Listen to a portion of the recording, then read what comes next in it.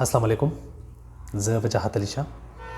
د تیرې هفتې خبره ده، زما دغه شان زه خپل آفس کې ناست وم او زما آفس ته مخامخ چې دغه شان یو ټرکټر راغی او ودرېده او ورسره یو ټرالی وه او هغې کې څه باجري هم پرته وه.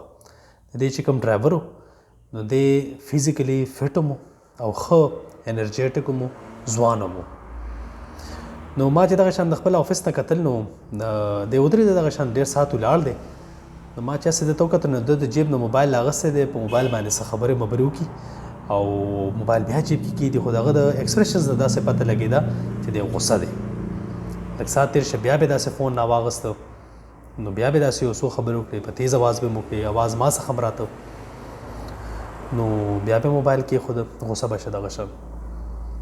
ما پکې د چې بیا دا فون راغسته جیب او خبرې به یې کولې نو دې کې یو ټکی چې د به بیا ریپیټ کو او د به دا وی چې چېرته راشم، کم ځای ته راشم، کم پله راشم، دا خبره به د بیا کوله او غوسه و. نو هغې خبرې نه ما دا اندازه ولګوله که نه چې لکه ټرکټر ښه برابر مشینري، پکې نه باجري هم پرته ده، ډرایور هم ښه ټیک ټاک دی، انرژیټک دی او ینګ دی، ځوان دی، زلمی دی. خو ده ته دا نشته پته که نه چې زه به چېرته ځم. د ده سره د دې مشندرۍ او سره د دې ځوانیتوب چې کوم دی نه دی بالکل په ځای باندې بالکل هینډیکیپ ولاړ دی. ده ته نشته پته چې زه به چېرته ځم. اوس دا یو وړوکې غوندې واقعه راواخلي او دا په خپل لایف کې تاسو وګورئ که نه چې مونږ کله دغه شان ایملیس لایف تېرو، زموږ لایف کې څه ګولز نه وي، مونږ ځان له څه ویژن نه وي فکس کړی، نو زموږ لایف چېرته د دې ټرکټر والا نه وګورئ مختلف نه دی، ښه همدقه شی دی زموږ لایف. که تاسو لږ غوندې کینلی خپل لایف ابزرو کوئ نو تاسو ته به د دې خبرې آیډیا وشي. هغه یو کس ووایي که نه په لاره باندې روان و نو دوه لارې رالې داسې، نو هلته کې یو کس ولاړ و نو هغه نه یې تپوس وکړه چې دا لاره چېرته تللې ده؟ هغه ورته ووایي ته چېرته ځې؟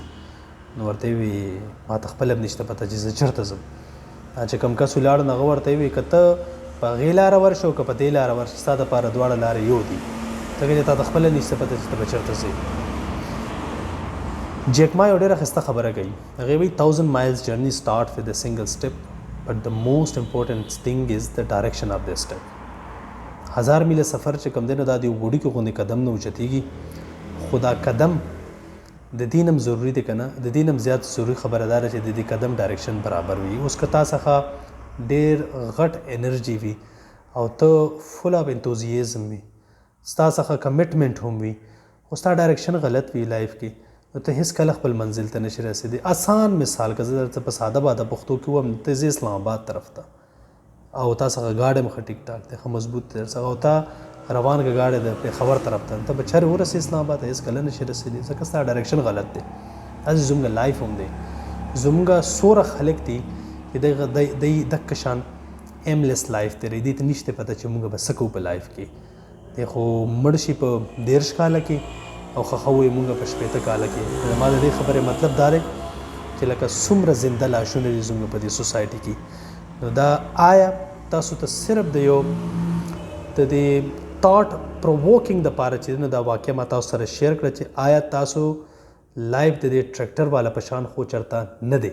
که یي نو خدا را کوشش وکړئ چې خپل لایف له څه سمت ورکړئ، کوشش وکړئ چې څه نه څه ذریعه وګورئ ځان له په دې ژوند کې چې کم از کم د هغې دپاره تاسو دا ژوند په ښایسته طریقه باندې تېر کړئ. الله تعالی دې موږ ټولو له د خپل خوږ نبي صلی الله علیه وسلم په سنت طریقو باندې د عمل کولو توفیق راکړي. په ډېر خیال ساتئ، دعاګانو کې یاد ساتئ. د لوی الله په امان.